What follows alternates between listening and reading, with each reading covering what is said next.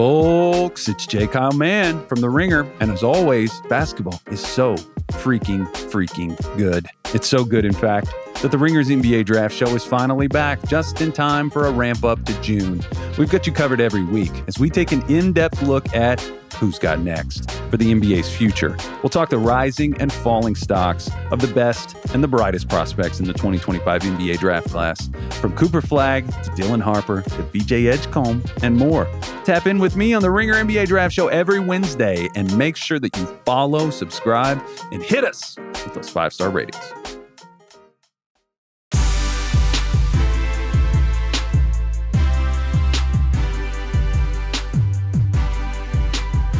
Welcome to the Ringer Fantasy Football Show. My name is Danny Heifetz, and I'm joined by Danny Kelly and Craig Horlbeck. And today we are going over running backs for the 2025 NFL season, fantasy season. We're going over just a bunch of categories. But first, Craig just let us know right before we started recording that he thinks we should actually start the show again with Aaron Rodgers because you actually subjected yourself to Aaron Rodgers' opening press conference with the Steelers. Yeah, I enjoyed it. I subjected myself. It was like 12 minutes. You're a sick man. Compared to the 3-hour Joe Rogan interview, this was a walk in the park. This was a pleasure. Thought it went well. Thought he handled himself well. He seemed to be in good spirits. He's married. He's married. Yes, confirmed. So he literally was asked, you have a ring on your finger? Yeah. And they said, asked, is that an Aura ring? Which honestly, like I feel like the odds were like minus 800 that it was an Aura ring. Right. And it wasn't. He's married. It was really, I think it was Brooke Pryor at ESPN who asked him, like, so are you married? And he was like, yes. And she was like, congratulations. And he's like, thank you. Thank you. And it was That's like it? talking to John Wick. Who's the lucky lady? Her name's Brittany. That's all I know. Although I believe Sports Illustrated just put up a piece saying, like, who is Aaron Rodgers' wife, which I haven't read yet. But they've been married for a couple months. Good for him. I hope he found happiness. Yeah. No, I mean, yeah, that's fine. He also said that the thing he loves about DK Metcalf the most is not his like skill, it's his personality and his character, which okay, I thought was awesome for a guy who just like fights people in the field. I love that. Should we start a conspiracy theory that Rodgers is not married? You think it's a fake ring? I don't know. I'm just saying. You know, so many people are saying maybe it is an Aura ring and he's married to his aura. Yeah, married to the game. Okay. Is there anything else? Any other takeaways in this press conference?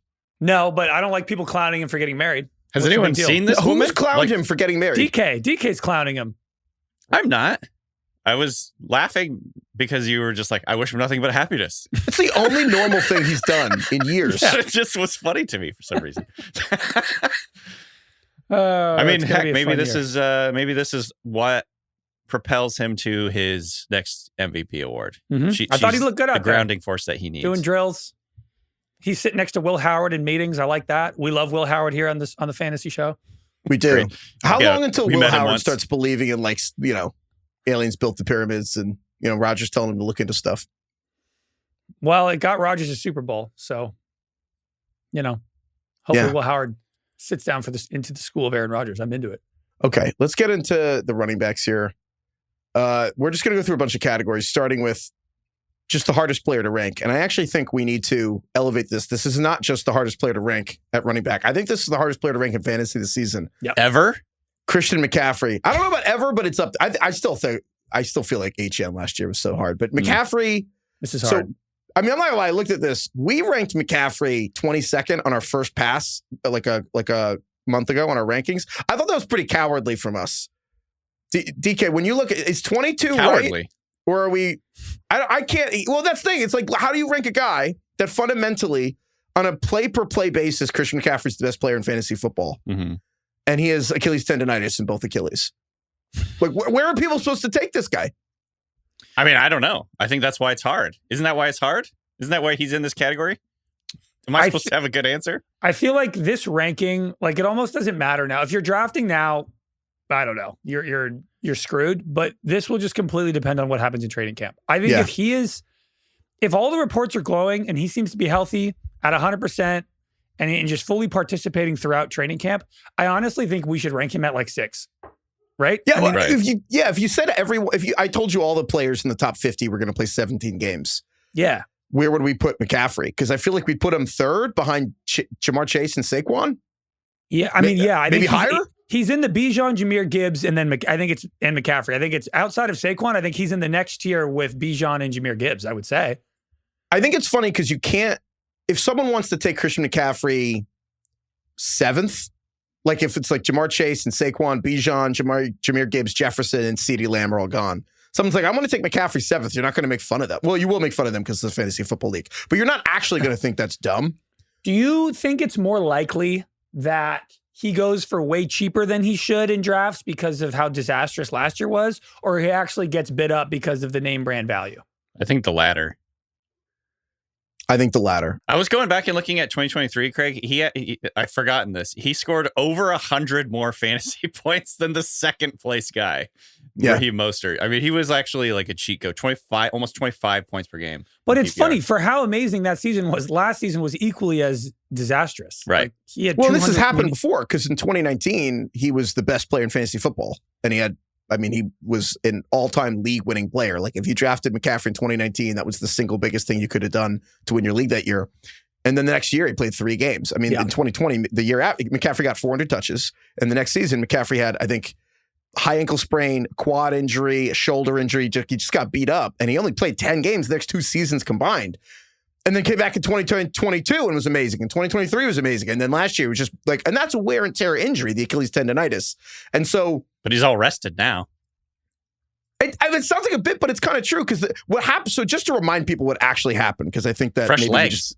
Just to remind people what actually happened. So he had Achilles tendonitis, bilateral Achilles tendonitis. And shout out to Stefania Bell. It's a good article in ESPN about this. But basically, there's a lot going on there. But the Niners were conservative coming into the season with him because you know who else had the Achilles tendonitis was Dre Greenlaw, the linebacker on that Niners team. And he's the one who ruptured his Achilles going on the field. So it wasn't out of nowhere that happened to Dre Greenlaw. He had the Achilles tendonitis.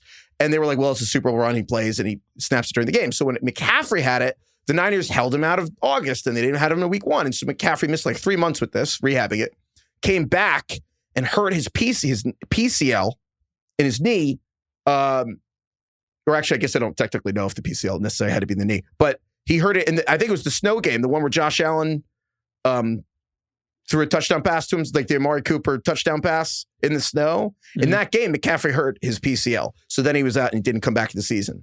So in a weird way, you could argue that, I don't know, I guess fundamentally, maybe everyone's so afraid of this that I'm like, just be bold. Just fucking take him. Because if you get Christian McCaffrey in the second round, like that could just decide your league. So I'm kind of leaning that I'm going to move him up. I think 22 is just me being cowardly, and I'm going to move him up like 10 spots. Well, also, we made this ranking like a couple of weeks ago, 2 weeks ago, maybe, and I would probably change it now because 6 weeks ago. Oh, okay. Well, yeah, even more then. He's like been pretty much healthy in training camp or in OTAs. I mean, Kyle Shanahan said he's a psycho in a good way in terms of like what he's done this offseason to get ready. I don't know. I just feel like he's worth betting on this year, and I'm definitely going to move him up. Yeah. Do you think it's interesting that they traded away Jordan Mason? Yeah, because I don't think it's like it's indicative of all that much. They just got value for a guy that wasn't going to be part of their long-term plans. They have Isaac Orendo behind him. I don't know. And they drafted a dude this year, Jordan James. Yeah. So I don't think that's something that really matters all that much. I think it's more just like getting value for a guy that wasn't. It's going to be interesting. If there's obviously if he's just fully participating and looks great through the entire offseason, yeah, he's like a first rounder. He's probably in the top 5 or 6 picks. However, if it's like August 10th and it's like McCaffrey on a pitch count, McCaffrey wants to stay fresh. He's like, protecting his calves. Tendonitis doesn't get better. You have to just maintain it.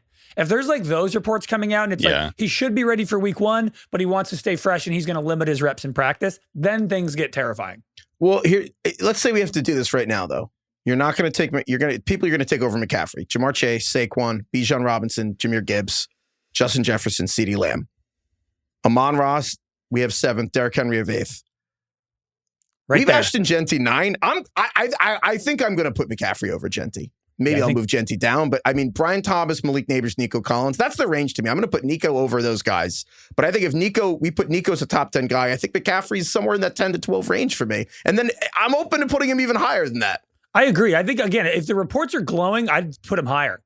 But if not, you're right, Heifetz. As long as he's like playing, I think he's end of first round is probably the right move. Can you guys remember off the top of your head what the, I guess, narrative or news reports were indicating last year prior to week 1? Because remember, this was a Monday night game, and like a half an hour before the game, he was declared inactive. No one had seen He was this expected coming. to play. Right. No one had seen this coming. So like, Craig, even if the reports are glowing, I'm still going to have sort of like something in the back of my mind.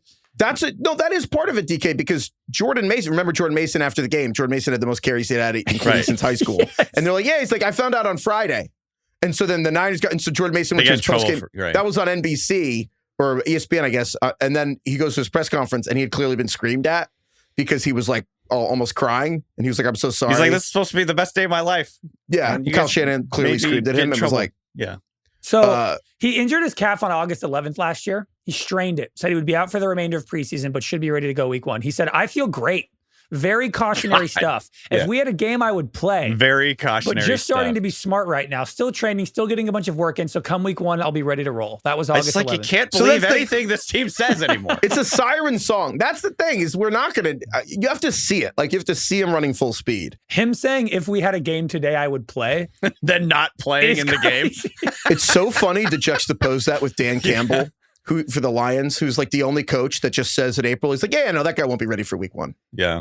You know, it's just, oh my God. So I think we move McCaffrey up, but overall, I think McCaffrey's the kind of guy where I don't know if I want to take him in the first round, but if he falls to me in the second round, that's like the dream. I don't think he's gonna. His name is just too sexy. Yeah, but I don't know, man. It's all sometimes that's all people know is that he missed. I mean, he has Achilles. He has tendonitis in both Achilles. Like it's also if he has the little plus red icon to him, that's going to move him down 5 spots. Yeah, if he just has the little health logo. For people who play fantasy, I don't know if he's more well known now for how great 2023 was or how terrible 2024 was. Like I really think they both carry a lot of weight. 2024 was a mess. Like he ruined everybody who drafted him his entire season. Yeah, we're going to be talking about McCaffrey a lot. McCaffrey is going to be one of the defining players of the season, I think. Again, so next category here, we have the 6th to midnight, the bonk. DK, who is a player you're too horny for this season? I think it's going to be Jahmyr Gibbs. I mean, he is just pure sex at the running back position. Explosive as fuck. Really exciting player, big plays. And then he's also playing in one of the best offenses in football. He's basically kind of like the fantasy version for me of like the new Alvin Kamara. It's just like you feel, like he's like just so elusive, so explosive, good in the passing game, like everything you want in fantasy. Last year, he led all running backs in yards per touch. He was number 1 in half PPR points per touch. So he's like super efficient. Like that's why he's the Alvin Kamara, like the efficiency king. But the reason I'm putting him here and the reason I'm like trying to like temper my expectations a little bit is that there's a lot of questions around the Lions offense. There's a new offensive coordinator, John Morton, who we don't know a ton about. Ragnow retired. The offensive line for the Lions interior offensive line is kind of in flux. Ben Johnson gone. Jared Goff with a new offensive coordinator is a pretty big question mark, I feel like. So there's just a lot of questions going into the season with Gibbs, even though, like on paper or just based on our memories, he's one of the most exciting electric players in football. Heifetz, is he your bonk guy too? Yeah, honestly, Jahmyr Gibbs is. I totally agree. I think Gibbs is, when you're just watching, Gibbs with the ball in his hands is on the shortest of short list in the NFL. Yeah. He's so much fun. And I don't even know if I really want running backs in the first round this year, but Gibbs is the exception to me.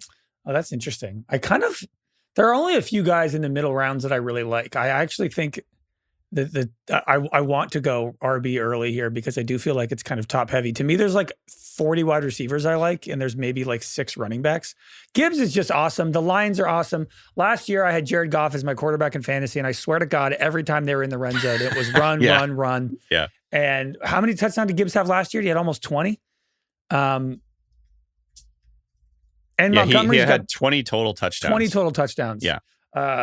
Yeah, I mean, he's almost like the Amon-Ra, where it's just like you can just pencil in. Like if he's healthy and on the field, like there's no way he's not going to be great. Right.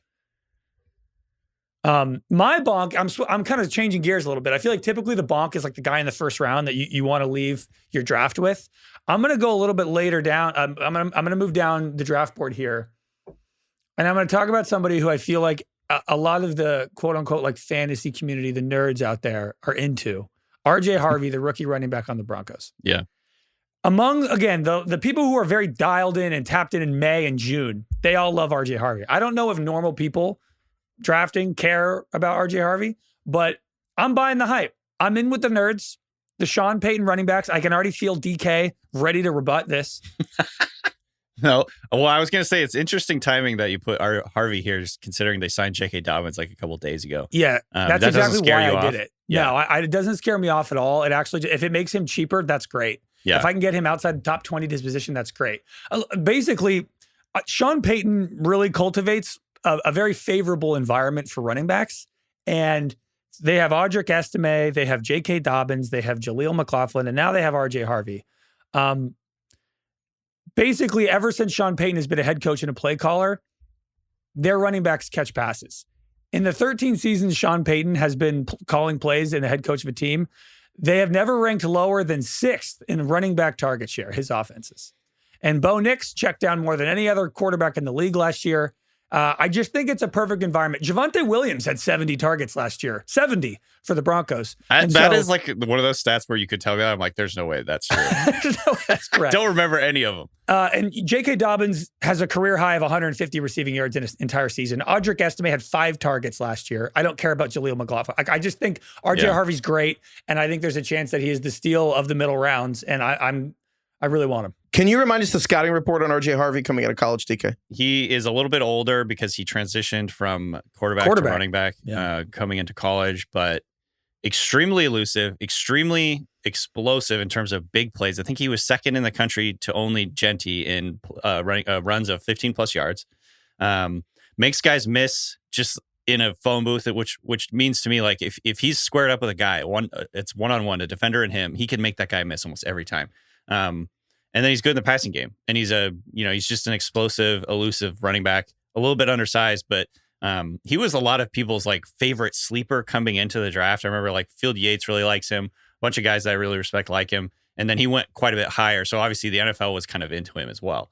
And so there's people that are certainly making the connection like this is the next big running back for Sean Payton, which I do believe. I also think the J.K. Dobbins argument is so interesting to me because when he got signed the other day, there was so much discussion and arguments about him on Twitter and Blue Sky. Just what does this mean for RJ Harvey? Does this totally ruin him? Like, does this ruin Harvey's ceiling, or does this like take the legs out from under him, or is this ultimately a good thing? Because I think Dobbins he's a contrast or contradiction because he simultaneously had like really good numbers last year and was also like kind of washed.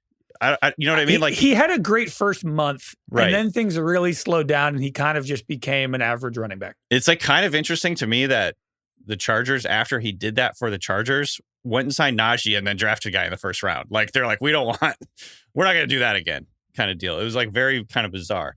And then no one else really wanted Dobbins, or at least it took him a long time to get signed. So yeah, Dobbins is like the weird contradiction of good numbers. Like if you look at his efficiency numbers, his yards per carry, all that stuff's pretty good. But he's also looked kind of washed. I don't know. It was bizarre. It's funny that you have Harvey as your bonk, Craig, because the next category you have is the hipster, the player that everyone loves that you don't. And I don't like any of the rookie running backs. There's one rookie running back I like, but I don't think any of the rookie running backs are going to be as exciting as people think this year. And honestly, RJ Harvey's at the top of my list. Like, Craig, I feel like people are envisioning RJ Harvey as Alvin Kamara. Right? Like that's basically kind of what you're hoping happens here.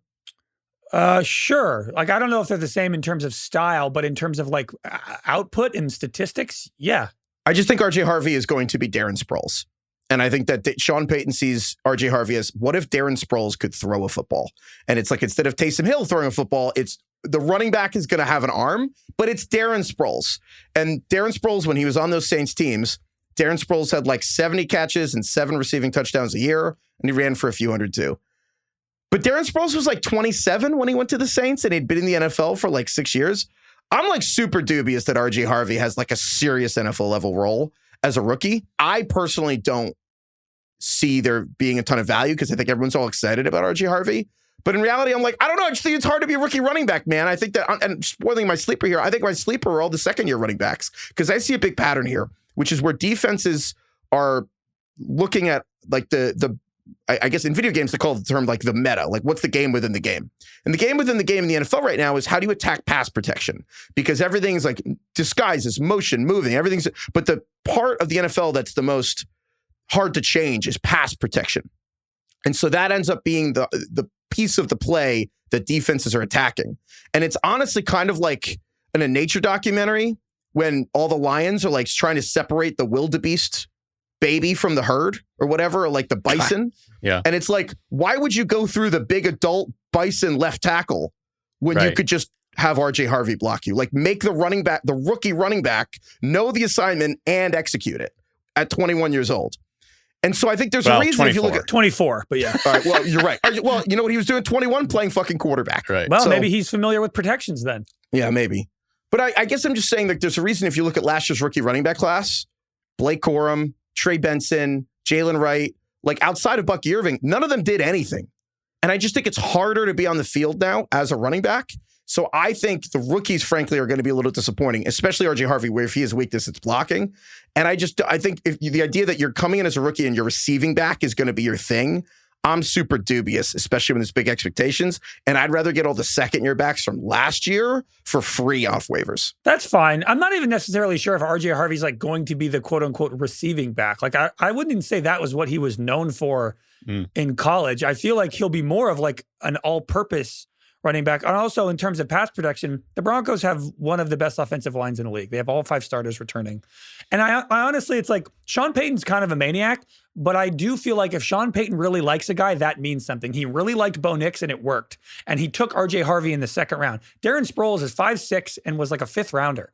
Like, I don't see them as the same thing. RJ Harvey weighs 20 more pounds than Darren Sproles and is like 3 inches taller. So if he's not Alvin Kamara, I also don't think he's Darren Sproles. If he's somewhere in the middle, that's fine. He's not literally Darren Sproles, but I think that is very much the role that Sean Payton has in mind for him. Yeah, but to me, if it's peak Darren Sproles with a little bit more production, a little bit more carries, like I don't know, that's not that bad to me. That for a rookie running back that you're getting in like the 8th round or something, I don't know. That sounds okay to me. We'll see. The first pick Sean Payton made as the Broncos coach was he traded up for Marvin Mims, and then Marvin Mims barely played as a rookie. So I just think, I don't know, the idea that just because Sean Payton took him as a rookie, to me, it's almost like, I think Sean Payton is like, yeah, you got to break him in. I don't know. You guys are doing you guys are alluding to my Sean Payton rant without me having to do the Sean Payton rant. So thank you. Don't assume you know what Sean Payton's going to do with something. Yeah, it's probably smart. Still want to be beholden to the whims of Sean Payton. It's part about the Broncos, and part also I'm also just a little wary of the running backs in this year's class because I think everyone's like, oh my God, the running backs are so good. But all the rookies, like Ashton Genty, I love Ashton Genty as much as everyone. Career-wise, sure, but I think the idea that Genty will take him not like again, we're talking about Genty over Christian McCaffrey. I'm like, maybe we're out over our skis in some of this. I'm not going to say all in on Genty's Genty. I agree with you on the rest of these guys a lot, actually, in terms of I'm just a little nervous to expect so much, but Genty, I'm all in on. Genty, I'm like, yeah, I'm not going to be upset if everyone takes built Genty. diff. He's special.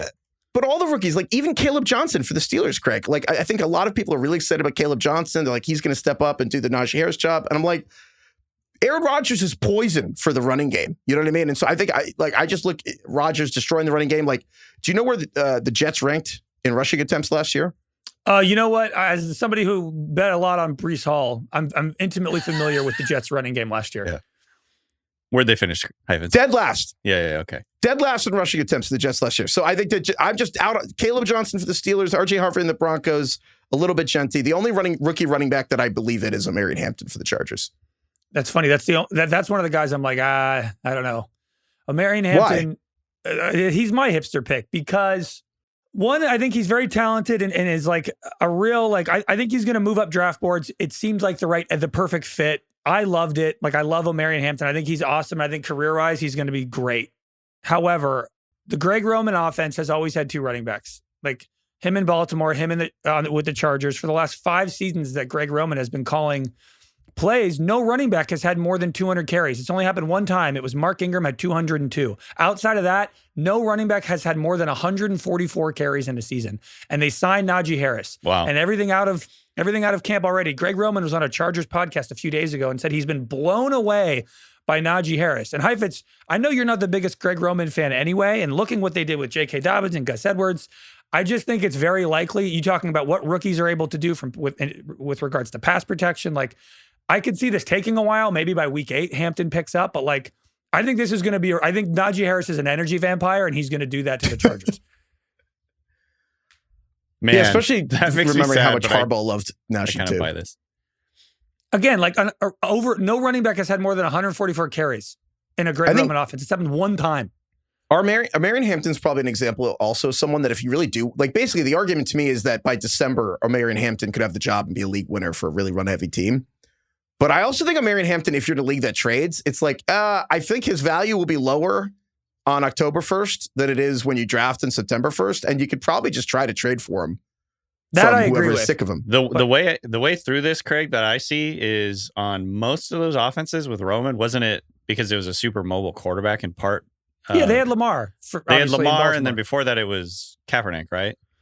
Oh, yeah. Well, actually, I think Frank Gore was kind of like the guy way back when. But I'm saying more recently. You're seeing the most recent ones. Gotcha. I mean, I don't know. Even last year, J.K. Dobbins was awesome. And he was still splitting times with Gus Edwards, who was kind of washed. And maybe they were trying to preserve J.K. Dobbins. But still, that's my point. Like, they bring in Najee Harris, who is a guy who can handle a giant workload. Yeah. I don't think he's just going to be sitting on the sidelines while this rookie starts week one. Coaches are going to be coaches. You know what I mean? They go with the guys that they trust. You're so cynical about that.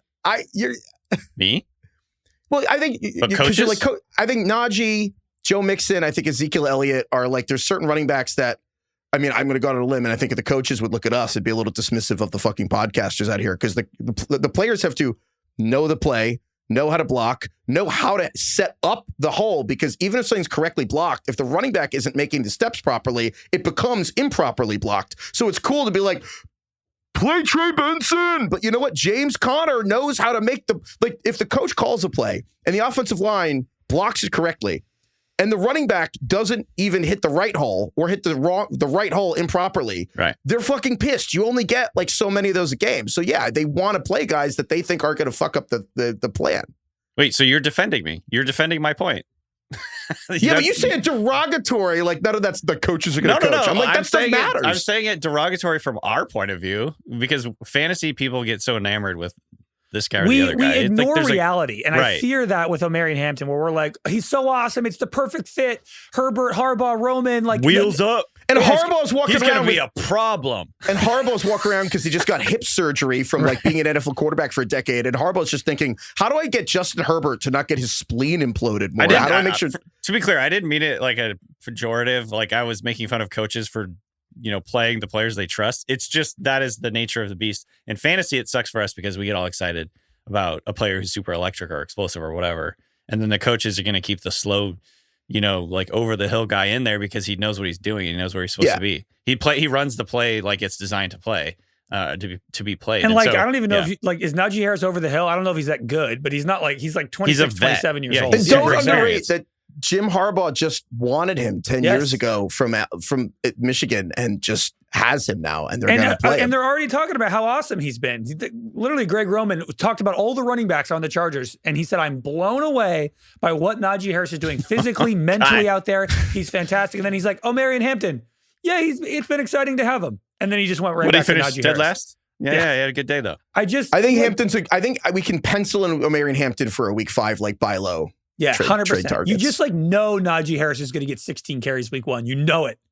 That's actually the move, is to draft Najee Harris and then flip Najee for Hampton like in middle October. If you could do that, yeah. I have something that's kind of similar to this, like along the same lines of like coaching and figuring out the exact splits and trying to figure out what translates from last year. And my guy, I don't know if he's a hipster pick or not, but like Chase Brown for the Bengals. I think a lot of people are really excited about what Chase Brown can do based on what he did in the second half of last year. So from week 9 on, he took over the workload. Zach Moss got hurt, went on IR. And then from there on, it was just Chase Brown in that backfield. He dominated touches. He averaged almost 23 touches a game after Moss went on IR. He was second in rush rate. So he basically just took over that backfield and had almost the entirety of all the workload there. But I think a lot of people are kind of just brushing off the fact they signed Zach Moss back this year. And I think that there's certainly a case to be made that Moss is just like insurance. He's not going to really play that much. That certainly could happen. But just going back to last year, before Zach Moss got hurt, he was leading in snaps 62 to 39%. He was leading, or they were like almost even in rushes. Moss and Brown were almost even. And then Moss was handling almost all the third down work, 80% of the third down work. And this goes back to what Heifetz was saying before, where your weakest link, the shortest route to the quarterback is through the running back if he doesn't know where he's going to be. So I think Chase Brown, it just feels a little steep where people are taking him. He's the RB12 on Fantasy Pros, 28th overall. Like that is basically, I feel like that's almost assuming he's going to get the exact same workload as he got last year. You're basically saying that Chase Brown's like the Kirkland brand of like what Tony Pollard and Zeke was like 5 or 6 years ago, where everyone on the internet was like, play Tony Pollard, play Freebird. Like they just put Tony Pollard in the game, please. And I'm not saying, I mean, Chase Brown's not as talented as Tony Pollard was, but like honestly, Chase Brown, like I guess his the people that are pro Chase Brown, which I'm not like anti Brown, I just kind of like think it's a little bit too expensive. They would say he handled a heavy workload in college, which is true. He's super athletic, which is true. Like explosive. But I just think coach, and again, this is going back to like trying to psychoanalyze coaches, but I think coaches just want, unless you're, Sean McVay, I think coaches want to keep guys fresh. They want to rotate guys in, and they want to have guys play situational roles that they're really good at. And so for context, Chase Brown on Fantasy Pros is ranked 28th. On ESPN, Chase Brown is closer to like 30. And then we have Chase Brown 42nd. So we're like a pretty decent, we're like a extra round. A full round. Yeah.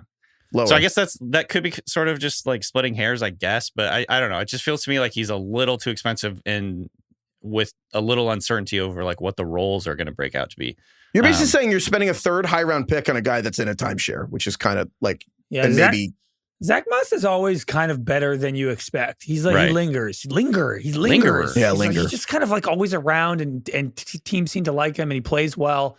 It feels like week one will be very indicative where you'll kind of know what the situation is by week one. And if it's Chase Brown has 18 touches in week one, you might have a steal on your hands. Right. But if it's Zach Moss, then you might have a bust. Again, he averaged 23 touches a game in the second half of the season.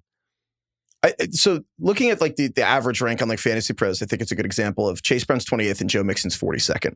And that I understand why. Joe Mixon's older. The underlying numbers aren't as good. He's never been efficient per carry. Texans offense has, issues. The Bengals offense is always in shootouts. I get that. I get all that underlying. But then when the games start happening, you're probably going to want Joe Mixon on your team more than Chase Brown.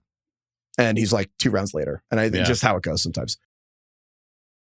Post-type sleepers, DK. Give me a player that people were really excited about that they're not, that you're still excited about. I mean, I'm still all in on Kenneth Walker for the Seahawks. I think health is a big deal with him, of course. And, I'm not going to like shy away from that. Like he has to stay healthy and that's going to be like a little bit different from what's happened over the last couple of years. But I still am of the belief that Walker is one of the most talented runners in the NFL. And he's going to a system, I saw this great article by Ryan Heath over at Fantasy Points that kind of laid out like the system changes, the scheme changes that could benefit players. And the Seahawks going to Clint Kubiak, which is, I think we're all kind of expecting it to be wide zone heavy. That's kind of what he's done in the past. And Kenneth Walker over his career has been, according to Heath's numbers, about 13% efficiency boost in wide zone looks. He's really good at that. And Zach Charbonnet, on the other hand, is not very good in wide zone looks. So unless they kind of like change the offense to fit Charbonnet more than Walker, I'm kind of just expecting big things from Walker if he can stay healthy. Kubiak already came out and talked about how they're going to ask a lot of him in this offense. And I think just Walker, because he hasn't been able to stay healthy and because of, I guess, question marks over his success rate, which is something that people really harp on a lot. Like he gets stuffed too much, even though he's hitting big plays at a higher rate than most other running backs in the NFL. I think that's kind of like pushed him down the confidence rankings for a lot of people, and people just aren't really that into him. So I'm kind of like buying into Kenneth Walker this year in this offense. I'm very mixed on Ken Walker. I think he's clearly very talented. He has these Saquon level moments in him. Right. But the backflip thing. Yeah. He like kind of runs like a crab, kind of like Saquon. He's got bow-legged gait. Yeah. Yeah. But his inability to stay healthy, Zach Charbonnet constantly kind of like being involved and when he plays them, like peppering him with volume and him being able to like withstand that. I don't disagree with you that the Clint Kubiak offense will be better for him. Yeah, I don't know. It feels like a thin margin here where if everything does go right, I do think Ken Walker like actually could be like the RB5 at the end of the season. And so in that regard, I do think this is like an interesting pick, and it has upside that other running backs maybe don't around where he's going. I think it just depends on whether you believe in the Seahawks system improving. Like, just to remind, like, I think one of the harder parts of this, like, just what we're trying to do. I think the hardest part of what we do is just figuring out, like, who's going to be healthy. Like, it sucks to try to have an opinion on Christian McCaffrey's Achilles tendonitis. Like, that's like the most inexact part of what we do. But frankly, one of the most important things you can try to do is try to figure out which of these offensive coordinator system changes are going to work and what are going to flail, and identifying like the Shane Waldrons in Chicago from, Ben Johnson in Detroit, and looking at something like New York with the Jets. And it's like, do you think this coordinator can resuscitate Justin Fields' career or not? Like, that is honestly like the biggest thing you can try to identify in advance. And the Seahawks really are making the bet that we don't think our offensive linemen are the problem. We think the coaching was. And so if you believe in Clint Kubiak, I think Kenneth Walker is a great pick. I lean toward I like this. It's a leap. It is a leap. But this is what a post-type sleeper is, I feel like. It's somebody that people are like, I just can't get behind this guy anymore or whatever, But it is a leap. I will admit it's a leap because, and I'm like, as a Seahawks fan, I'm a little not mystified, but it worries me that they're putting so much faith in Kubiak fixing their offense. Yeah, like the Texans are overhauling their coordinator spot, but they're also tearing the offensive line down and they're starting over. The Seahawks fired their OC. They've essentially fired their quarterback by trading him away, Geno Smith. They got rid of the two most important people on offense, plus DK Metcalf. And they're kind of putting all their chips into this Clint Kubiak, Sam Darnold thing. And it's like, maybe it's going to work. Maybe it's going to look awesome. Who knows? Can I give you the best argument for Ken Walker, DK? Yeah. He's 24. He's the same age as RJ Harvey, who's just drafted by Denver. Ken Walker's his fourth season? So Ken Walker, he's just one of those players that as I go back and watch running backs for the draft every year, because I'm scouting all these running backs for the draft every year, I keep going back and watching Kenneth Walker's college tape. And I think he's done this in the pros too. He's definitely flashed like incredible skills in the pros. He's just been hurt a lot. So I think that's kind of like pushed down the perception of him as a player. But he was like one of the most insane college running backs I've ever seen. Go watch his college football stuff. He is so like head and shoulders more talented than most of the running backs we're getting excited about in the draft every year. You know what I mean? Like, we're getting all excited about RJ Harvey. We're getting all excited about so-and-so. Go back and like compare his college tape to Kenneth Walker, and you're like, okay, there's no. Well, I think to your point, this is also why I keep wondering: should you just take two receivers at the top of the draft and then like just grab a Ken Walker later? Or another person I like is Breece Hall for the Jets, who also is just 24 years old, the same age as people running backs being drafted in this year's draft. Wait. No, look, he is the definition of a post-type sleeper. Yeah. Everyone was obsessed with Breece Hall. Everyone was obsessed with Breece Hall, and then Aaron Rodgers came to town. Yeah. And everyone was like, this is going to be crazy. And guess what? Again, Aaron Rodgers did the elderly Ben Roethlisberger of everything's going to be in shotgun, destroyed the running game. And again, the Jets finished dead last in rushing yards, dead last in rushing attempts. I think people are scared off by like, well, Justin Fields, what if he takes rushing touchdowns? The offense, I don't think the offense is going to be worse for running backs. I think Breece Hall is going to be healthier. And then also, Justin Fields in consensus is ranked like 115th at quarterback. And we have Justin Fields higher at 100th. I think Justin Fields is going to be one of my favorite guys in fantasy this year. Mm-hmm. But I look at it very simply. Either Justin Fields needs to be ranked higher or people need to be like cool taking Breece Hall. I think Breece Hall is the epitome of this exercise because no one has any issues with his talent and everything about the offense should be more conducive to him. But yeah, I think it's funny to think that you could walk out in theory with like, I'm just making it up, but like Puka Nacua and AJ Brown at receiver, maybe even detour to tight end with like a Trey, like maybe you get Trey McBride, but then you could go back and there's a world you leave with like Breece Hall and Ken Walker, and that's your offense. It's also funny that you could theoretically get like Christian McCaffrey and Breece Hall in like rounds 1 and 2 or 2 and 3. And those were like the first 2 picks in fantasy last year. Yeah.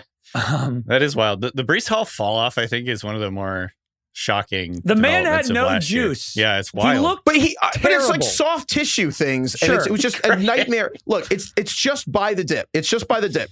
He fell from where we have him ranked last year? Top 3 pick? I think 2 or 3. I agree with you. It all makes sense. Aaron Rodgers being gone and Fields being in. I think generally like a rushing quarterback, the whole rushing environment's going to be way better. I do think Braylon Allen, the other running back, is very good. Yeah, but he didn't break. Breece Hall did not break his. There's no like actually. Breece Hall's ranked like usually when a player goes from the 1st or 2nd pick to 42nd, they're like 30 years old or they tore an ACL. Yeah. And Breece Hall's 24. So I don't know. I agree. I think it stands out. The hardest part of fantasy is like ignoring your own biases or like ignoring how hurt you were last year by something when the environment has completely changed. So you have to like grow up and acknowledge that. And it's June, so I'm not there yet with Brees. Maybe by August I will be there. Can I meant to bring this up earlier. Can I say something controversial while we're on the last year's biases? I meant to bring this up earlier, but I feel weird even saying this. Okay. So our rankings.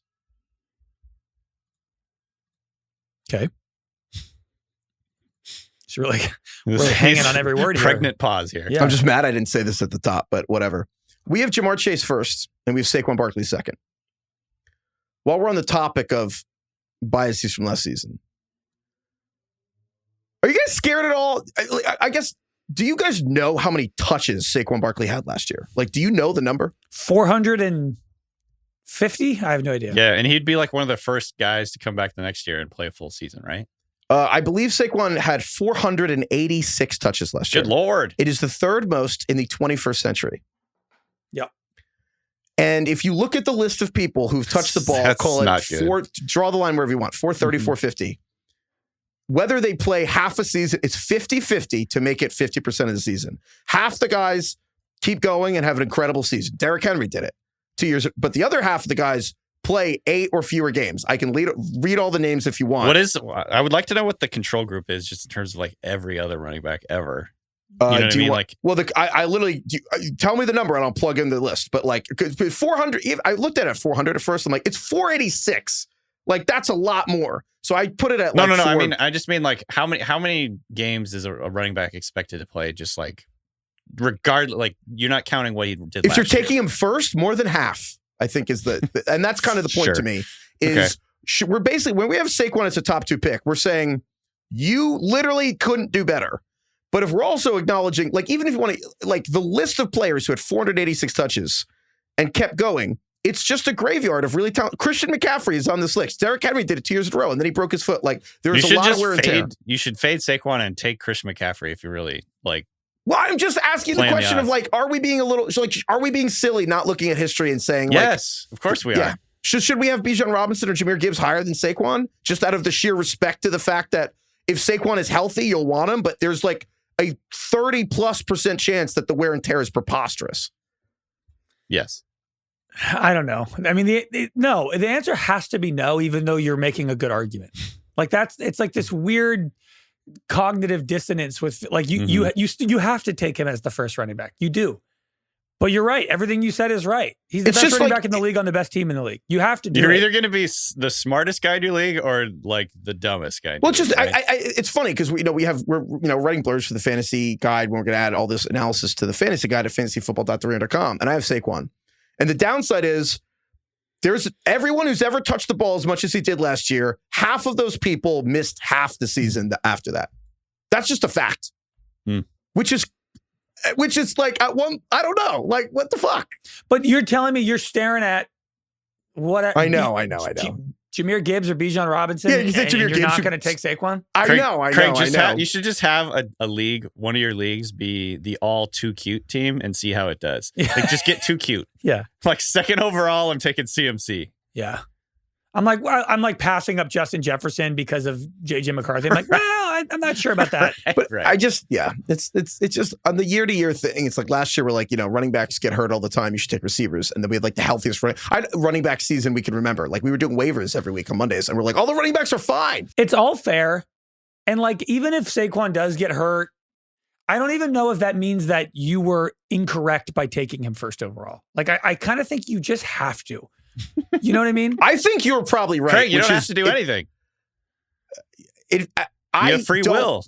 I don't know how we can rank Saquon outside the top 2, but I also just feel like if Saquon gets hurt, won't we feel a little dumb? The guy on the cover of Madden who that's almost 500 touches. On the cover of Madden. 500 touches in a season. Oh, no. Like, that's crazy. I agree. But what are we supposed to do? I'm supposed to don't know. That's what I'm asking you. I don't know what to do. Is the first overall pick actually bad? Maybe. Dude, I actually kind of thinking that's where I'm at. I think I'd rather pick 12th and just get, I don't know. So anyway, good luck with that, everyone. Great. Yeah, that's fun. So wait, we've been doing post-hype sleepers. Can I give a pre-hype sleeper? Sure. I don't have a post-hype sleeper. I have a pre-hype sleeper. I have a guy who was good last year, but is getting no hype. And it's Chuba Hubbard on the Panthers.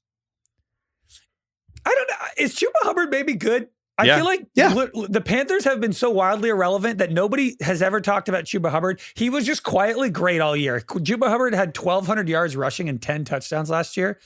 With Bryce Young, no one talks about him ever. No one. He was like quietly very solid. He was a top 10 running back. He was the RB10 with Bryce Young. And I'm kind of like, there's really not a lot of other great options. I mean, they brought in Rico Dowdle, who was on the Cowboys last year. They drafted Travis Etienne's brother, Trevor Etienne. Jonathan Brooks, their running back, towards ACL again. He's going to be out for all of 2025. He's officially out for the season. He's on the Brooks on physically unable to form. He's like officially out for the entire season. Cannot come back, Jonathan. And Brooks. I'm kind of like, man, is Chuba Hubbard the most silent but deadly pick you can make? Like, what if Bryce Young's good? What if the Panthers are good? The offensive line is like kind of, I don't know. I'm just like, is Chuba Hubbard the most boring, irrelevant running back that you could just get who's like a shoo-in for 1,500 yards?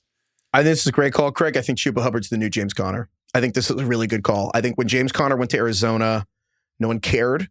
Obviously, James Conner in Pittsburgh replacing Le'Veon Bell was like a thing. But and it's just obviously James Conner beating cancer is a good story. But when he went to Arizona, Arizona was awful. Arizona was maybe the worst team in the entire NFL.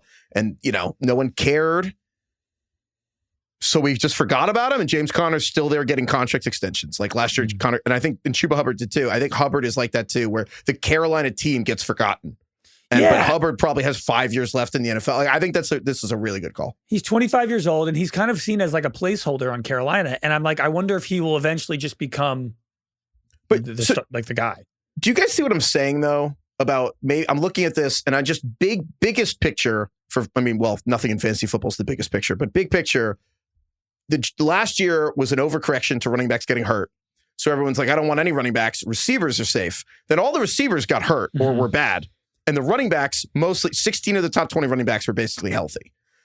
And then now we're just this big overcorrection running backs, but where I'm like, oh yeah, Saquon, Bijan, Gibbs, Derrick Henry, Genty, Achane, Taylor. And I'm like, I kind of want one of those top 9 receivers, and then all these running backs you can get in the 3rd, 4th, maybe the 5th round. I'm like, the names are talking about. Christian McCaffrey's a 2nd rounder. Breece Hall is a 3rd rounder, maybe into the 4th. Joe Mixon. Omarion Hampton we talked about, but like Kenneth Walker, Chuba Hubbard. There are a lot of running backs in like what used to be the dead zone, but I don't know. I think these guys, these are talented players or really underrated players. And I kind of just do keep wondering about getting like 2 elite receivers or an elite quarterback or a tight end and like just getting running back later. I don't know. Do you think fantasy drafters like are aware of that recency bias? Do you think they all are kind of thinking about the fact, like, do you think they're aware of like, oh, well, running backs were healthy last year, so I want to get running backs again. Receivers. No, that's my point. You always over-index on the last thing that happened to you.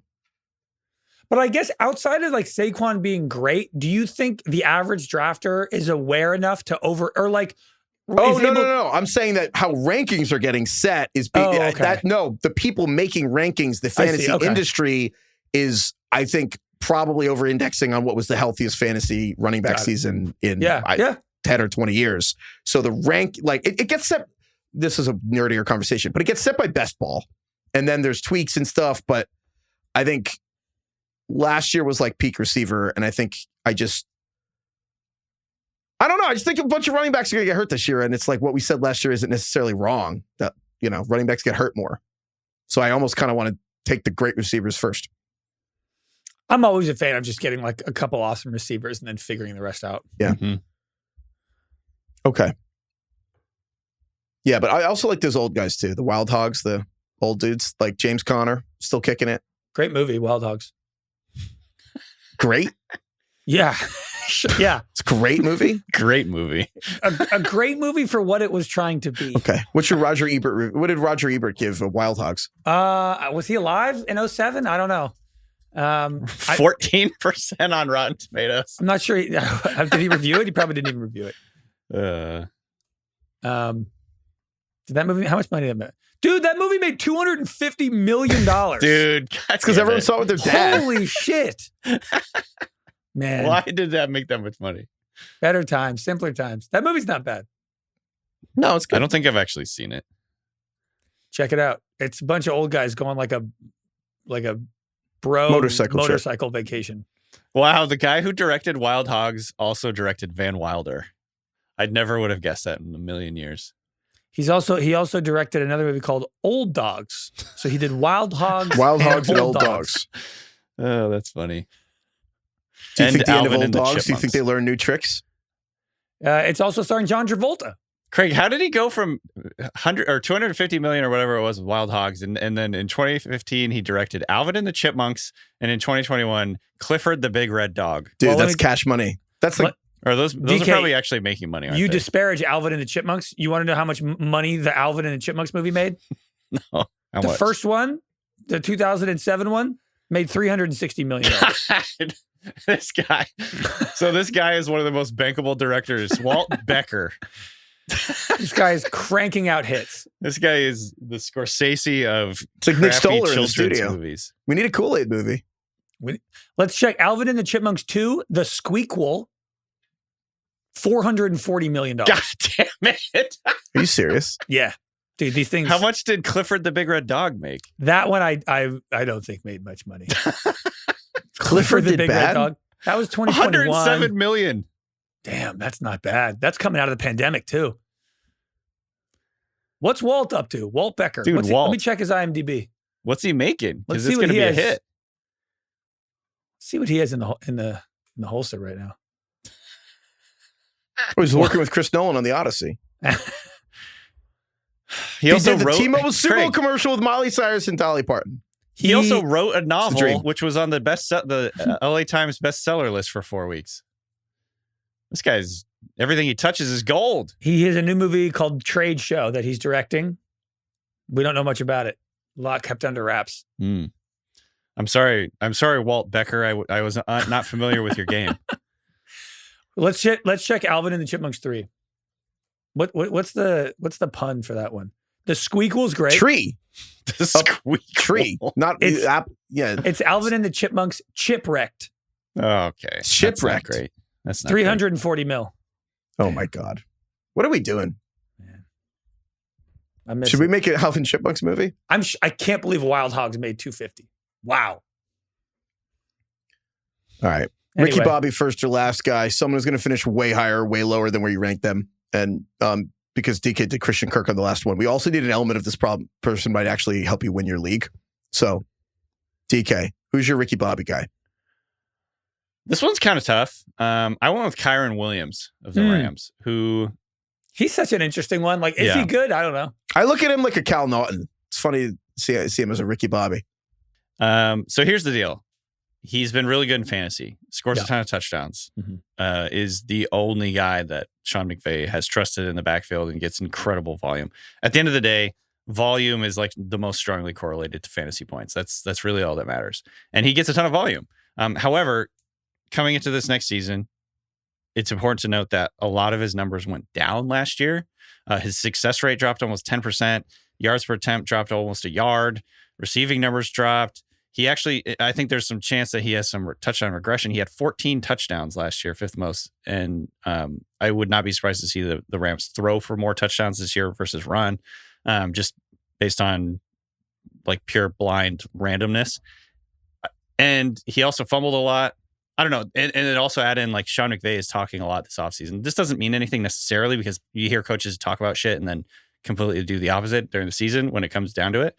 But he's talked a lot more this offseason about seeing how other teams use committees and how useful that is. And they've drafted, Jarquez Hunter. They drafted Blake Corum last year. They have really good depth, honestly, at running back. And honestly, if you look at the way that Kyron's played over the last few years, like you could argue he's not the best running back on the team. He's just the guy that McVay trusts the most.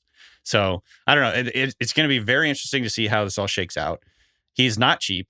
He's the RB11 in Fantasy Pros rankings, 26 overall. You're drafting him to be like a cornerstone of your roster, the RB1, it's like going to be your second pick.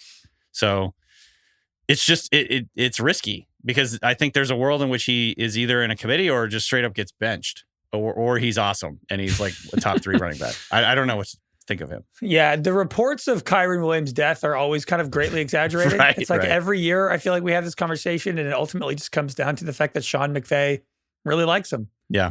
But there's always like so much depth beneath them. They're always drafting these like 3rd and 4th round guys that come in and we think one of them is going to take over and then it's just Kyren Williams. I agree with you that the year could just begin. Kyren Williams is a backup and then it's all over. And Sean McVay has also in the past kind of been brutal with the way that he handles his depth charts. You know what I mean? Like he just fucking moved on from Cooper Kupp. Like he was like, I'm done with you, Cooper. I don't think that's quite the same. Why? I mean, Kupp was done. I think Kupp is done. Yeah, I mean, and Kyren Williams led the NFL in fumbles last year, and his yards per attempt went down a full yard. He was not nearly as good as he was earlier. But do you think that's because of him, or do you think that was related to the first half of the year when they're like I believe the Rams had the most offensive line combinations in the league in the first half. They had 7 different O-lines in the first 8 weeks. Well, I mean, I don't know. Which was McVay's fault. This feels like a hard argument to have just because, like, is Kupp washed? I don't know. He did get a lot of money from the Seahawks. So they didn't think he was washed necessarily. But I don't know what, basically my point is Sean McVay is pretty brutal. He traded away Jared Goff after Jared Goff started sucking. He basically dumped Cooper Kupp when Cooper Kupp started sucking. Like, if Kyren Williams starts struggling even more than he did last year, he's not going to hesitate to dump this guy. He's pretty ruthless, is my point. He likes what he likes. Yeah. Craig, who's your Ricky Heifetz Bobby has guy? nothing there. What do you got to say to that, pal? I feel like the Rams were trying to trade Cooper Kupp and McVay was the reason why they kept him. I think they were trying to trade him and they couldn't get anything for Cooper Kupp and they held on because he was one of the pillars of the team and a captain and a leader. And eventually they were able to get Devontae Adams and they're like, yeah, Cooper Kupp's going to go. Yeah. And they tried to trade for him and everyone's like, there's no way you're holding on. So they cut him, which just sucks. But it was the right move. Puka Nacua and Devontae Adams, Stafford, like you need to go and try and win the Super Bowl with how many young pieces they have in defense. So I think that's fine. I think Kyren, I don't agree with you, Craig, that I don't think Kyren's going to be a backup quarter. Because also, if you guys really feel this way, then you need to move Blake Corum up 80 spots. I'm just saying, by the end of the season, like Kyren Williams could be irrelevant. I think that's in play. I agree. I just think it's as simple as Blake Corum could just play more. And I think Kyren could have the light edge on a work. I wouldn't be surprised at that at all. I think we should Jarquez Hunter. You think he's going to play over Corum? I just think it's all these guys, Shanahan, Rams. It's like we see the same thing over and over again. The rookies don't. I know I'm just sound like a broken record. The rookies don't play for the fucking detail-oriented maniacs who are perfectionists. They're perfectionist coaches. Again, what the wide, I know Shanahan doesn't just run wide zone system anymore, but the whole thing is it sounds so simple of like, oh, just instead of blocking a guy, block a spot, and then we'll out and then make a cornerback tackle. That sounds simple. The reason all this stuff works is the details have to be perfect. It's similar to tush push. It sounds simple, but if the details are perfect. So you end up with these guys who are perfectionists. And so the rookies never play for these guys in the beginning. It's very hard. But then you give a year and these 6th-round running backs are like taking over. So I don't know. I think in general, like I just think Blake Corum, if you agree with that, I just would take Blake Corum. I just think Kyren Williams risky. I know in the dynasty streets, people are trying to offload Kyren. That's for sure. So take Blake Corum. You out on Blake Corum? That's what you're hearing in the streets? Yeah. Those back alley deals at night? Trying to pour honey in your ear about how great Kyren Williams is. I hate that phrase. Can you imagine honey in your... I know. It's very visceral. Pouring honey on your goat? That's better. My Ricky Bobby is Devon Achane because last year when Tua played, he averaged 19 points a game, which is the 2nd best in the league. And when Tua didn't play, he averaged 5 points, which is the 50th best in the league. God damn. So yeah, that's true, Craig. This is a good one. Everything we said about Achane last year was correct. Yeah, including when we disagreed with ourselves. It's a good veal chop and a bad veal chop. There's a big difference. And I don't know. I don't know what you do with Devon Achane. I don't know what you do with the entire Dolphins offense. But if him and Tua are on the field together for 17 games, he might be the RB1. The best running back in the league. Yeah. Right. 19 versus 5 points per game. Would you rather have Achane or McCaffrey? Achane, I think. God, that's horrible. It's close. How dare you ask me that? Well, right now I have HN ranked higher, but I think if it's August 28th and McCaffrey is fully healthy and everything's great, I would take McCaffrey. Yeah, agree with that. But if I read a single word about his calf being tight, if he says I would play, if we had a game today, I would be playing in it. I'm out. It's August 11th. It was a month before the season. A month later, he wasn't playing in the game they were playing. Yeah, he went on to miss it's like the Ron Howard. He went on to miss the next 12 games. All right, Craig, now the tuxedos are kind of fucked up. Who is a team that you kind of just don't know how to rank the running backs? Jacksonville, I think. Yeah. I think Travis Etienne is probably the most hated starting running back in the NFL in the fantasy community. And they just drafted Bashal Tutin. They have Tank Bigsby, who sometimes people like him, sometimes they don't. Sometimes he looks great. He was like terrible his rookie year, then he looked better the next year. Etienne has been all over the place. And then now they draft Tutin, who is kind of a beloved draft analyst, sleeper type coming into the mix. Rooting for Tutin. Well, the running back, this backfield's the very rarely seen drafted by the three previous regimes. Right. Oh, yeah, sure. Travis Etienne was Urban Meyer. And then you have Doug because Peterson they couldn't get Bigsby. Tony. Was that the yes? The Jags were they stunned drafted Etienne because Tony wasn't there. Urban Meyer was so mad that Dave Gettleman took Kadarius Toney, so Urban Meyer took Travis Etienne. So and yeah, Sliding Liam doors. Cohen now with Tutin. I just I think I'm just going to avoid all of it. Yeah, now I like the Jags. I agree, it's confounding, but I don't want to. I'm not saying I don't like the Jags. Is like, could they be a good team this year? But what do you like the running back group? Like, what would you do? I want to monitor August, but I think I would just take. I probably would just, out of principle, take the cheapest one. I feel like Etienne has a chance of being a really good post type sleeper. He's exact. Yeah, honestly, that's probably or correct. like I don't know if that's the right category to put him in, but he has a chance to be like because like Craig, you said this, or Heifetz maybe said it. It's like no one hates. He's the most hated player in fantasy right now. Etienne's ranked outside the top Everyone 100. thinks he sucks. Honestly, we should do the all. Everyone's hate that like guy calling team. for his head in fantasy. Right. Is the key to winning your league this year just to take the guys that people had bad experiences with that are still under 26? Like take Travis Etienne, take Ken Walker, take Breece Hall, who in previous seasons they were just. I mean, literally all those guys' coaches got fired. They're not hurt. Like they're in better situations. So like just take those guys. I'm formulating like a Etienne take purge in my mind right now. That's how I feel about Etienne. Okay. Wow. I really drug up a lot of I emotions don't. there. To be clear, in the real world, not confident in Etienne. Okay. However, within the confines of the safety take purge. of the take purge, yeah. Every time I love Travis Etienne when he came back after Urban Meyer got fired and it was Doug Peterson's first year. They asked him, so what was it like? Because he broke his foot and he missed this whole rookie year. And he was like, what'd you think of the Urban Meyer thing? He's like, I don't know. I kind of missed all that. Thank God.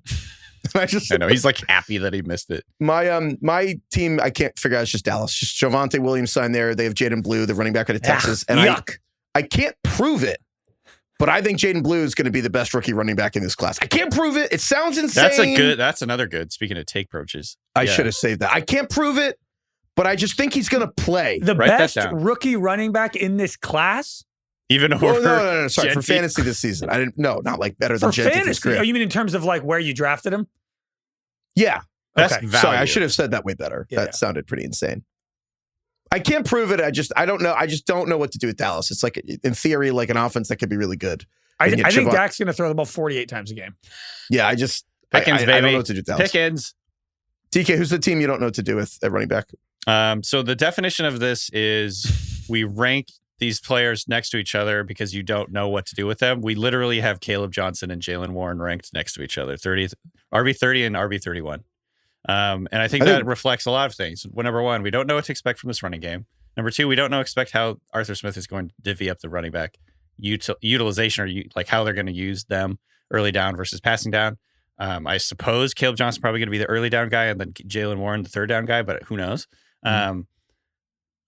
And yeah, that's about it. I get, and like we just don't know how good this offense is going to be. So what do we do with these fucking guys? If Arthur Smith can convince Aaron Rodgers to go under center and run a lot of play action, then Caleb Johnson will be great. If not, I think Jalen Warren's probably the pick. Right. Players you hate, but you have to rank them. DK, who's the guy you have to rank, but you will not take? We mentioned DeAndre Swift earlier. I think he's just like really risky to me. But the other guy I wanted to throw out here, I have no good reason to hate this man because he's actually, I think, pretty good. But Isaiah Pacheco for the Chiefs, I think it's just the way he runs. It just bothers me. The crescendo playlist. Pacheco. He just runs too hard. He like runs like he bites tries people. To punish the earth. I kind of can't believe that he's been the guy for the Chiefs for a little bit now. Like I can't believe they just keep running it back with Isaiah Pacheco. Kansas City's slow transition from like this really fast team to this really slow team was really funny. Epitomized by Pacheco breaking his leg midseason and just being their running back for a Super Bowl run. I think the rational part of my brain is like Pacheco is going to be a good pick because no one's really talking about him. He's another good post type. You know what I mean? Everyone's like he looked bad. He was coming off a major injury. Right. He was coming off a major injury. He's going to be in a good offense. They seem to trust him, and they didn't really do much to upgrade the position. They re-signed Kareem Hunt, who is the slowest player on the field at any given time. And then they drafted a guy in the 7th round, I think, to be like a space back type of player. So Pacheco is the guy, I think. Did we just figure out it's the secret to fantasy? It's instead of running back, it's guys who give running backs who give you the ick, right? The running bicks, and it's Breece Hall, Ken Walker, Isaiah Pacheco. And who was the 4th? And Travis Etienne. And that is probably a league winning. Like you draft those 4 guys who are extremely attainable. Yeah. I know. Where's Pacheco ranked 80th? Yeah, that's wild. You could get all 4 of them outside of rounds like 6, and those could be 4 running backs. You could draft gross lineup. 2 of them probably hit. Yeah, you could draft 2 receivers, a quarterback, tight end, receiver, and just go running back, running back, running back, running back. That's interesting. The running back. I don't know if that hits. I don't know if that's there. No? Damn. No. It's too bad. Running Bic. I don't know. You're right. Just think of like a shaver, like a Bic. You mean a pen? Wait, doesn't Bic make a shaver too? But yeah, you're right. Bic makes a pen. The pen company makes the razors? Don't they make lighters? Bic razor. Maybe I'm like mixing it up. No, they do make razors. They're just like one of those like generic Bic brands. It's like Johnson & Johnson. I have never seen a Bic razor. Disposable razors is what I was thinking, but you're right. They also make pencils, don't they? And lighters, right? When I think of Bic, I think of a lighter. What is that? What do they do? Oh my God, we should do a poll when you hear the word Bic. Yeah, I think lighters is going to win. I think pens will be second, and I think the razors would be third. So the razors Craig's will right win. that I think lighters is probably the most famous. Yeah, I didn't even. A Bic lighter is like a Bic is like synonymous with like a disposable lighter. I didn't even know they had razors. What's their deal? Are they like the severance company that just quietly make everything? What is Bic an acronym? Bic? So Bic is a word. It's BICH. I forget if it's French or German. It's French. It's BICH, but obviously in America that would be pronounced bitch. So they just took the H off for the American brand. Wow. But what is BICH? They're known for lighters, razors, pens, and sports equipment. Sports equipment? God, they're really just kind of doing everything. It's like Yamaha. A conglomerate. The whole Bic universe. Writing. Oh my God, I'm on their site. They also specialize. Craig, this is great. They launched Bic Sport, which specializes in windsurfing boards. What? This is like, related. My son took up windsurfing, so we're just gonna make the best windsurfing board. So it's just water sports, pens, and lighters. Interesting. That's smart. They're diversified. If any of their pillars goes down, they're okay. There's a great video, something along the same lines. They were talking about these guys that are like lampooning the fact that like Yamaha, I think it was Yamaha, makes like they make like world-class keyboards and also motorcycles and also outboard motors. Like it's just so funny, like the most fucking random, like they're like the best at each of those things. Can't take them down. They're not relying on any one thing. Email Take us that, at tariffs. Email us at ringerfantasyfootball@gmail.com. More things like Yamaha, where they just make like pianos and motorcycles. More like random companies that do like 2 or 3 things. Motorcycle. Because I think growing up, like it was a term that you bick your head when you like shave, like when you use a razor to shave your head. We grew up at different times. Well, that's true. And also you guys both have your hair. So yeah. Get ready to learn Bic. Craig, did you know that Bic made razors? No. Interesting. Pretty famous. Any other players you guys want to talk about, or you want to do emails? Emails. Craig just screwed up his hair there. That was funny. Craig's like subconscious. He's stuck like, up there for a second. I don't want to have a Bic ever. Okay. Well, one, Craig had this crazy thing he dropped in the chat, and I have a comment on it. Yeah, we talked about what player. We were saying Russell Wilson wears three, because and I'm like, well, it's because he was taken in the third round. And then I joked, well, then Brock Purdy should wear number 256. Brock Purdy, somebody tweeted us. I actually want to shout them out because this was great by them. Spelled at spell check _ Bayback tweeted us that Brock Purdy wears number 13, which if you add up 2 + 5 + 6, it is 13. So that blew my mind. And then I had bad news. I double checked it. He wasn't taken 256th. Brock Purdy was taken 262nd. But the random number you pulled out of your head does add to 13. Funny. Yeah, that's good. But that is quite the anticlimactic there, Heifetz. He also wore 13 in high school, which I went down the rabbit hole, but not Iowa State. We got an email from Darcy. D-Bone. So we did the D-Bone plays for sure. Come back to D-Bone. We got an email. So we did an episode, I don't remember when, about the hockey teams. We went through the origin of every hockey team name and why they're called that. Mm-hmm. So Darcy emails in. True story. The subject line was my grandfather ruined a hockey team. So Darcy says, true story. Before the San Jose Sharks were the Sharks, they were the California Golden Seals. And my grandpa was actually the first president of the California Golden Seals and has the distinction of making the worst trade in NHL history. My grandfather traded Guy Lafleur to Montreal for a bunch of nobodies, and Guy Lafleur ended up being a Hall of Fame hockey player. The trade was so bad that there are conspiracy theories that my grandfather made the trade because his dad, my great-grandfather, used to run the Montreal Canadiens. And to be clear, not true. My grandfather just sucked at the job. Oh, man. California Golden Seals is cool. That is a good name. Is that an actual animal? The Golden Seals? I don't know if I think maybe just be like the Golden State, but let's see. Seals are known. Think about how much that'd be worth. A golden seal? There's a plant named golden seals. I don't know. I don't know if they're actually an animal. How much golden seal is too much? Is this it seems like a medicine Aaron Rodgers takes. Over-the-counter golden seal preparations what is... You watch your mouth about Aaron Rodgers, son. You shut your mouth when you're talking to me. I don't think they're real. So it's a plant. I don't know what it does. It's a dietary supplement thought to aid the immune system. Okay. I bet it's a scam. Sorry. All right. This email's from Brandon. Brandon. No, that's not good. No, B-Bone. We were talking about how we'd rather milk cows for milk than make olive oil. For sure. Well, Mr. Coastal Elite. Well played, Craig. Brandon says, I do not know the process of making olive oil, but waiting for olives to grow and then monkeying with the olives for a week seems way easier than having to milk a cow for milk because I raise beef cattle, which are lower maintenance than dairy, but the work required to feed over a winter and ensure proper health nutrition, keep your cow's water clean every day, and then having to calve them out just to have milk makes olive oil production sound like a breeze. I will sit there and watch the olives grow all summer. Hell yeah.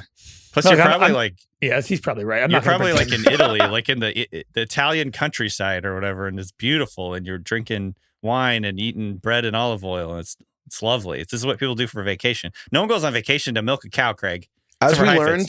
Well, you're talking about Heifetz goes on virtual vacation to milk a cow. All right, so the Red Dead Redemption... He's psychotic. The response to the Red Dead Redemption was very funny. It was entirely just people who play Red Dead Redemption, and shout out to everyone who emailed, about writing like 1,000-word essays about their experience playing Red Dead Redemption, why they thought I was right. Some people thought I didn't explain it well, but they were like, the meaning that game has to them. And the second group of emails was people like Colton, who wrote, C-Bone. and I quote, I've never played Red Dead 2, just sounds like Farmville with good graphics. I mean, that's fair. Which I did a very poor job explaining it, but Red Dead is, it is unbelievable. And I think I didn't explain. Do you know it that well. you could like live your real life? No, okay. You could go do something. Stop. Get outside. I need to clarify something. Go touch grass. The part of the chores, which I wish I'd explained better, is the epilogue to the game, and it is the whole game is you're a cowboy being chased to like the edge of existence. And I could talk, but like the end of the game, it's like the PS, it's like the post-credit scene. Is after all this running from the law, robbing banks, all this stuff you've done, which is over hundreds of hours, is hey.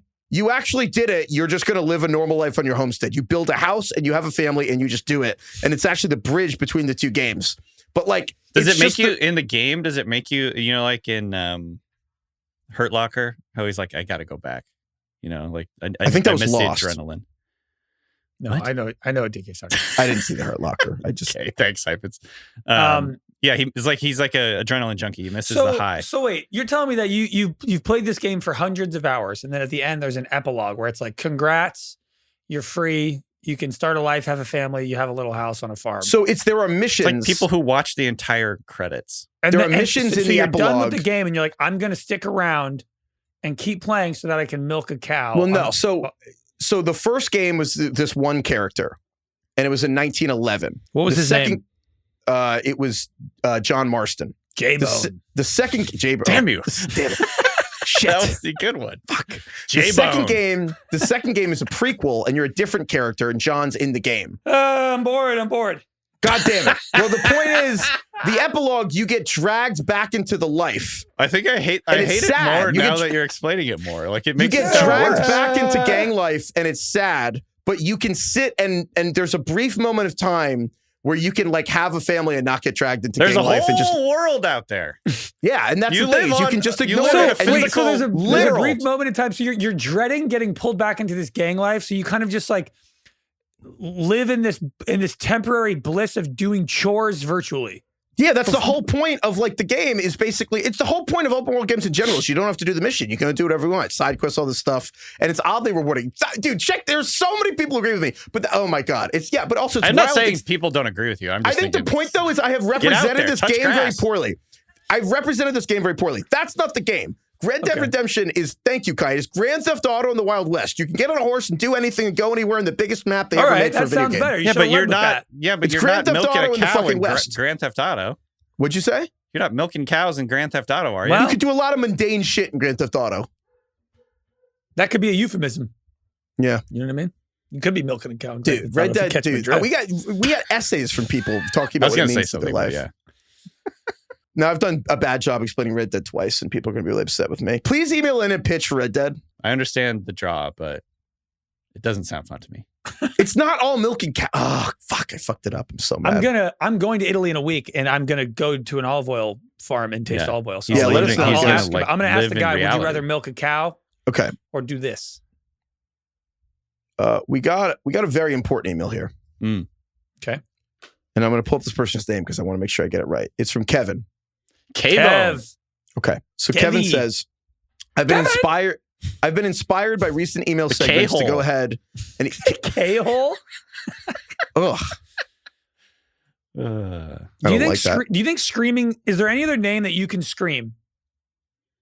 K-hole? That takes you back. No, like screaming the word Kevin. Like, is there any other name that you can scream that makes you think of a movie more than screaming Kevin makes you think of Home Alone? Oh, that's a good question. Is there any other name more associated to a line of yelling the name? Like Will Ferrell yelling Roger. I don't even know what you're referring to. I guess. Well, that's like one of my favorite ways. Oh, Damn it, Roger! Damn it! Kevin! I'm sure there are. I'm trying to think. God damn you, Roger! What about Adrian? Oh, yeah. That's high. That's dude, that was something. That was the other day, Craig. I emailed you or whatever because Jason Schwartzman his mom is the actress who played Adrian. Shire. Yeah. Which I had not ever put together. Is that real? I guess. I didn't know that either. Wait, Craig, he's a Coppola. Or Coppola. A Coppola. Imagine if I said that. Francis Ford Coppola. I knew what would happen if I said Francis Ford Coppola? You'd be hung in the town square tonight. Fucking drawn and quartered. Yeah, I admit I was wrong.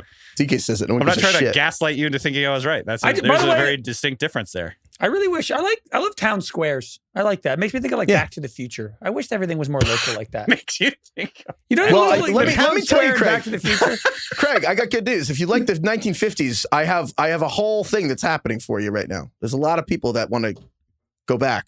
I'm not saying I like everything about the 50s. Just that's kind of specific part. I have a whole movement. Let's talk afterwards. Okay. Yeah. So, well, name. You said a name that's more indicative of a movie. Rachel. Oh, that's yeah. Rachel. Where is she? Rachel. Yeah, sorry. Okay. Anyway, K-Hole's email. K-Hole. Kevin says, I've been inspired by recent email segments to go ahead and power rank the alphabet according to the association with the bone. Oh, hell yes. So what a fucking legend. So Kevin's rankings. Number one, every letter. T-bone. Number one, T-bone, classic, iconic, tough. Steak. Yeah. Number two, he's got D-bone, street smart. D-bone? D-bone. So, Kevin, the next three, Kevin's got C-bone, J-bone, O-bone. C-bone. C-bone is not third. Terrible ranking. Terrible ranking. I quibble with, I think J-bone is the best. I mean, J-bone should be 3. J-bone should be 1. Let me pull up the young alphabet. J-bone here. over T-bone is crazy. No. T-bone is 1. J-bone is literally where I got the whole thing. J-bone, T-bone is a steak. I think A-bone. T-bone's not something you call someone. T-bone's a character in Arrested Development. I think J and T are tier 1. Yeah, S tier. Yeah. So then he's got O-bone sounds like the oboe, which what is that thing? O-bone? No. K, no way. Yeah, he's ranking K-bone. He's got K-bone 6. K-bone. These rankings. I appreciate the rankings. I don't think they're right. He's got K-bone, G-bone, A-bone. Then he's got Z-bone, which he says unique and zesty. Z-bone. E-bone. Wait, what is dead last? Because I have an opinion. He's W-bone. Yeah, that's correct. That's correct. Any multi-syllable letter. W-bone. And then the bottom 4 is like I-bone, N-bone, R-bone, M-bone. W is the only multiple syllable is letter, brutal. right? That's the only multisyllabic letter. Is that right? I think so. Yeah. I think it's J and I think it's T. I would argue A-bone might be higher than people think. A-bone. Yeah. He's got Q-bone 14th, which I don't know how to feel all right. about. Y-bone is 17. It's but actually I don't like crazy Y-bone. how little letters work now. Like I actually think it's just J and T. Y-bone is not good. Yeah. I think it's These just are all J pretty and T, bad. really. Maybe What about D-bone. D-bone? He's got D-bone D-bone is second. good. D-bone's okay. D-bone's okay. That's the D-bone. number 2 in the ranking. No, it's not 2. It's 3. 3 or 4. Craig, did you say I'm going to pull up the old alphabet? Yeah. Did you Google alphabet? Yeah. I wanted because my keyboard Ironic is chaotic. because that's who owns Google. Whoa. I wanted to see it in order, A to Z, old school. You know, that's Googling Google. You Googled alphabet. What are the 26 letters of the alphabet? You know what's funny? Googling alphabet, it's harder to actually just get the alphabet. It is, yeah. They really talk about their company. Wait, also, remember when we looked into the history of letters? And then some Italian guy claimed that he invented the letter J? Oh, yeah. Because Austin Powers, invented the question mark, but it's like a guy didn't invent J. And then we went to his Wikipedia and it said the father of the letter J. Oh, yeah. It was shout out Gian Giorgio Trissino, the father of the letter J. Sure. All right. Does this mean I have to stop doing all the bone things? Because I kind of still want to do it. I mean, it's a free country. All right. Craig, what were you doing? Googling alphabet? How's that going?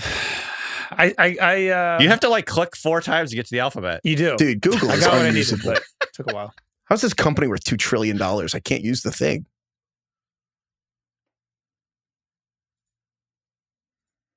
Am I missing something? What's going on? I like how it, who did this email again? Let's see here.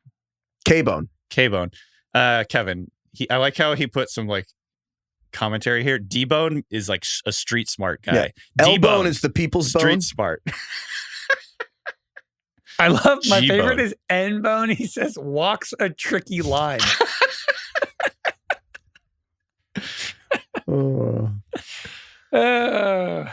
That's Kevin's on it. U-bone. U-bone. U-bone? L-bone, it says the people's bone. I don't know what that means. It's elbow, like an elbow. Oh, the people's bow. The people's I get it. Okay. bone. Yeah, now I get it. That makes sense. That's good. Is your elbow a bone or a joint? Not a bone, I don't think, right? It's the end of How would you define an elbow? Is it? It's a joint. Is the actual elbow point? An elbow is that a part of the hinged humerus, joint or is that a made part up of the three ulna or the bones. radius? What? Is it the humerus bone? Is it the end of the humerus bone, or is it the ulna or the radius? The elbow joint is where your humerus meets your radius and ulna. Yeah. Oh, good job, Greg. Yeah, I think it's all three. It's the confluence, like the rivers in Pittsburgh. But like the actual, like, you know, like the hard, the bony part of the elbow, like what is that directly attached to? Your nub. Your nub? It's the end of one of those weenus. bones. I don't know what people call it. What? You don't understand what I mean. It's the end of the ulna, Craig. It's the end of your ulna. It's the end of the ulna. DK understood what you were asking. If you would have asked me to name the arm bones in like a gun to my head, I'd be dead. I just crushed that. How'd you know radius and ulna? Because I can't believe you knew ulna. I liked anatomy. I took anatomy in high school and it stuck. Nice. I just do a lot of my own research. What else did you learn? You're not in a doctor, anatomy class? but I you can actually read. haven't even broken that. I haven't really. Have you guys broken a lot of bones? I'm not even answering. Knock on wood. Oh, you've never broken a bone? It's not what I said. I've broken ab bone. Oh, come on. What have you broken, DK? I broke a metatarsal in my hand. Whatever bone is in Carpal? your hand. I think I have a stress fracture in my foot right now, but that's just me being 30. Let's see. But I It is brought the this up and no one cared. Metacarpal. Because think of carpal tunnel for you. Right. Yeah. It was I don't know what number. It's the ring finger on my right hand, the metacarpal. And I don't have a knuckle. Really? What? Oh, you don't? You don't have a knuckle? Why the fuck don't you have a knuckle? You got Because one eye. You got one eye. DK, what the fuck happened to your knuckle? You got one eye. It's gone. It like What do you went mean? into Hold it up like, to the camera. What do you mean it's gone? You got 4 knuckles. If you're on Spotify right now, you can watch the video, or it's on YouTube. DK, what? See? Hold Can you it guys closer. see that clearly? Yeah, I can. What happened? Where's your so knuckle? when you break the the metacarpal bone, it like the tension like released in my knuckle a little. Do you understand what that means, Mr. Anatomy guy? So it's 'Cause like I'm it's like lost. the ultimate cracking of the knuckle. You cracked it so I don't much. know. Tension. The Knuckle tension. It's like of your- honestly, like I don't know exactly what happened, but like the bone and it like obviously like displaces all the like how it's like think of like a tent pole. When you put it into a tent and you like hook it into the things, it all stands up or whatever. But then if you take it out, it kind of sags or whatever.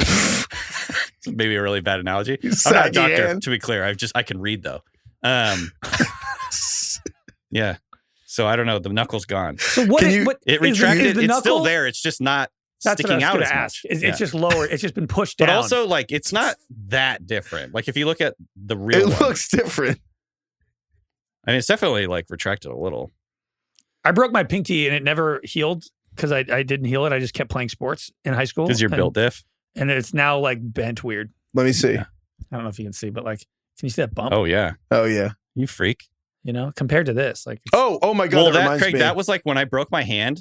So this finger, my ring finger on my right hand, it was twisted slightly. So like for a couple of years after I broke it, like my finger would like bang into my other fingers. It was like a loose cannon. It was just not, like you're not used to.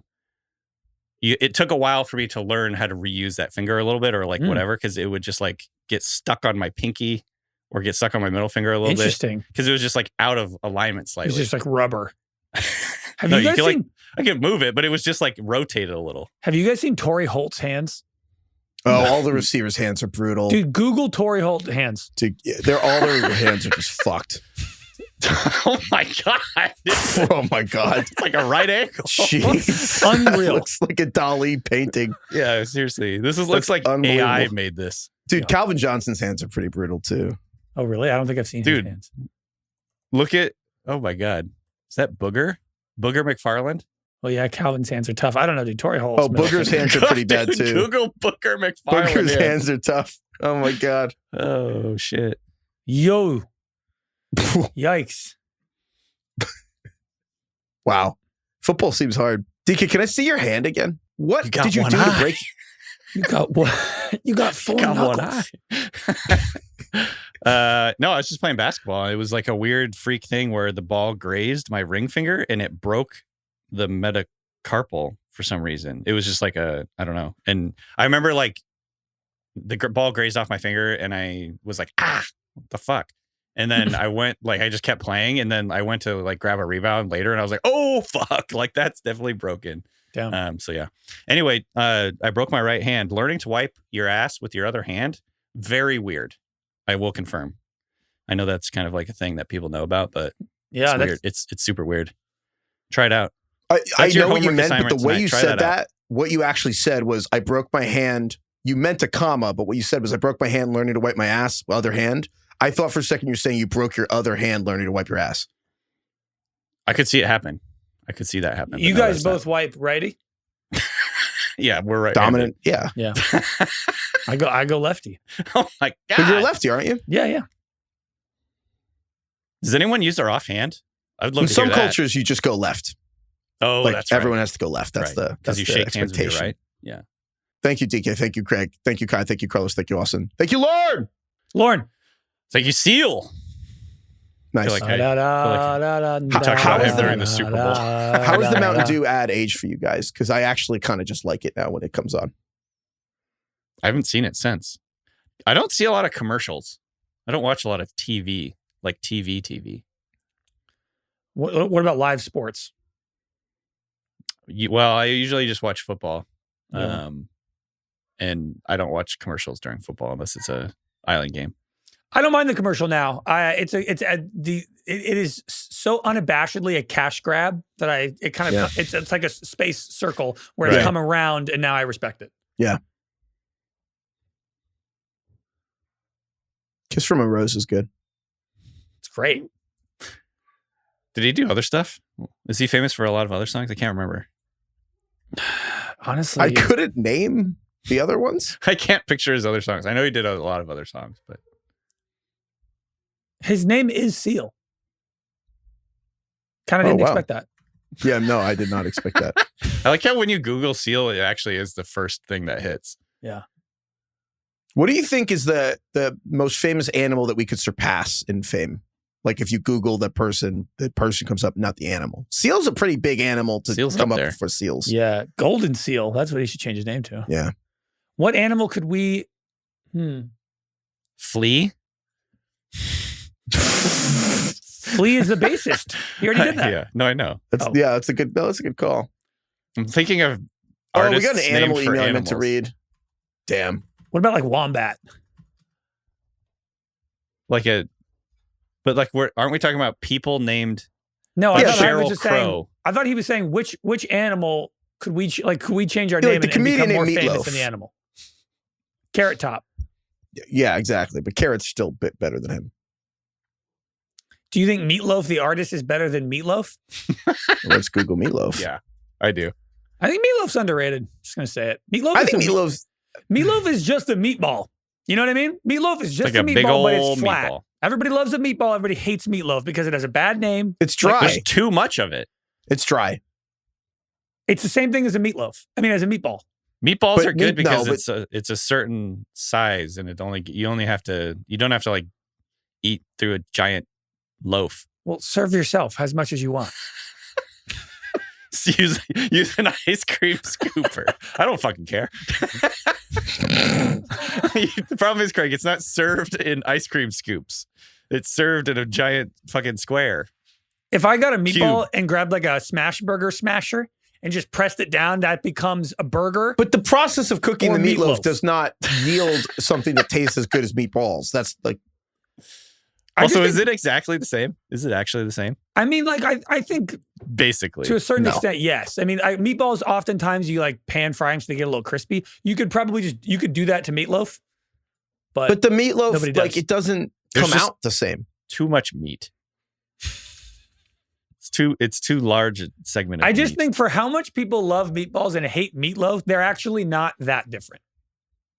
That's my whole point. Craig, we got to do a test. So you make a meatloaf. We'll use ice cream scooper, dollop it onto spaghetti, and see if anyone can tell the difference. I'll roll it up into a ball. This seems like a lot of work for not much payoff, but that's fine. I feel like I would definitely know the difference of which one's a meat. Do it to your meatloaf. kids once you have kids. You think if I made a Get back to meatloaf me. and And then ice cream scooped it and then gave me a meatball, I would be able to yeah, I tell. mean, they would look different, obviously, but like Put if, out your hands. if I could ball it up and like throw it in a pan, you think you'd know the difference? Yes. I do. Heifetz is irrationally confident about this. I do. I just think, again, like people hate meatloaf, love meatballs. I don't think they're that different. I guess when you put it like that, sure, I will concede they're not that different. They're not that different, and people have very strong opinions. In the galaxy of foods, they're very close. They are both loaves of meat to an extent. They are lumps of meat in different shapes. Ground beef. I actually don't know. How do you make a meatloaf? What do you mean? How do you make It's the same way as a fucking meatball. It's meat with like you egg mix and breadcrumbs and onions spices. You put it in the oven. You mix it all up. You put it in like a baking pan. That's what I was asking. Sorry, I've never made a meatloaf. It's how you think of it. Yeah. There's no secret. Oh, speaking of names you can yell through the generations. Speaking of names you can yell, Ma! Meatloaf. We want it. I'm not even like the biggest meatloaf guy. I just don't think it's that different from a meatloaf. I'm not a big meatloaf guy. I think meatloaf that's a very 70s dish. It's a very 60s, 70s I just dish, think people stop prevailed. trying to innovate. Like Molly Baz, who is a great cook in LA, who I really like. I have her cookbook. She has a meatloaf recipe that's different. It's like sausage is incorporated and cheese is incorporated. And then you kind of like throw it in the pan and crisp it up a little bit. And I'm like, this is just as good as a meatball. That's okay. Well, meatloaf has a branding problem. Yeah. Meatloaf. What should we call it? Terrible. What should we call it? I don't know. Baked something. Think of it like an Italian name. Well, it's like, is meatball a good name? It just tastes good, so it works. Yeah, meatball's pretty Meatball's rough. also a bad name. That's like the man. The jersey doesn't make the man makes the jersey. Meatballs. Yeah. Meatballs is arguably much worse than meatloaf. Meatball, it's like Mason Taylor getting 46. Like cheesecake is a shitty name, but it tastes good, so everyone's fine with it. Well, cheesecake is a shitty name? Cheesecake is, two pretty incredible things. I think in general, cheesecake is a little bit, kind of taking it back for a second there. I don't think it's as bad as meatball.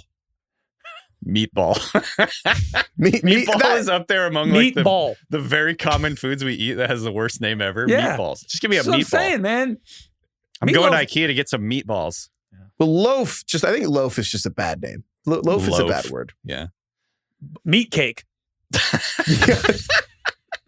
Isn't that something that British people eat? Sounds like something British people would eat. A meat cake. Beef pie. Yeah, that's what it is. No. Well, beef pie is real. I would argue that we should take that name and steal it because those dishes aren't as good as they sound. Help us rebrand meatloaf. Yeah, email us at ringerfantasyfootball@gmail.com. If you can beat Meatcake as a rebrand for meatloaf, let us know. If you can beat Meatcake, the bar is high. So what? Those are the emails. You can beat Meatcake. If you can beat Meatcake. Yikes! You just said beat meat. Goodbye, everyone.